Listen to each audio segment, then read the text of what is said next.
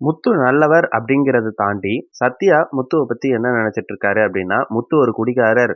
வசதி இல்லாத இடத்துல நம்ம அக்காவ கல்யாணம் பண்ணதால, முத்துவோட அம்மா நம்ம அக்காவ டார்ச்சர் பண்ணிட்டு இருக்காங்க அப்படின்னு நெனச்சிட்டு இருக்காரு.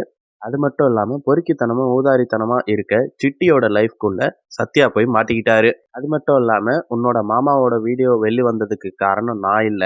அப்படிங்கிற மாதிரி சத்யாவ பிரெயின் வாஷ் பண்ணிட்டு இருக்காரு சிட்டி. அதனால நம்ம ஃப்ரெண்டு சிட்டிய எப்படியாச்சும் வெளியில கொண்டு வந்துரணும் அப்படின்னு சத்யா போராடிட்டு இருக்காரு. அதனால லாயரை கூட்டிட்டு போயிட்டு போலீஸ் ஸ்டேஷன்ல ஜாமீனுக்காக கேக்குறாரு. இவங்கள போலீஸ் ஸ்டேஷன்ல பார்த்த சிட்டிக்கு ஒரே சந்தோஷம். ஆனாலும் அவர் மனசுக்குள்ள நினைச்சுக்கிறாரு, உன்னை கரெக்டான நேரம் பார்த்து கோத்து விட்டுறணும்.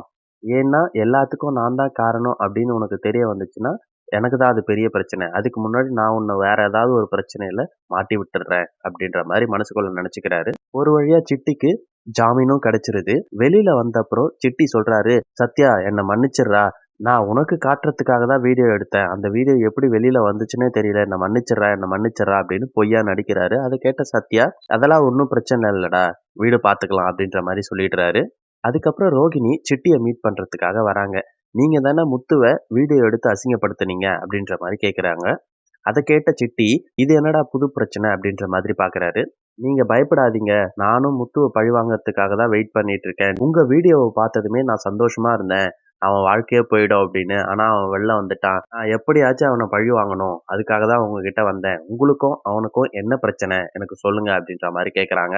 ரோகிணிக்கு முத்துவால தான் அவங்க அப்படி இருக்காங்க, எல்லாத்துக்கும் காரணம் முத்து தான் அப்படின்ற மாதிரி நினைச்சிட்டு இருக்காங்க.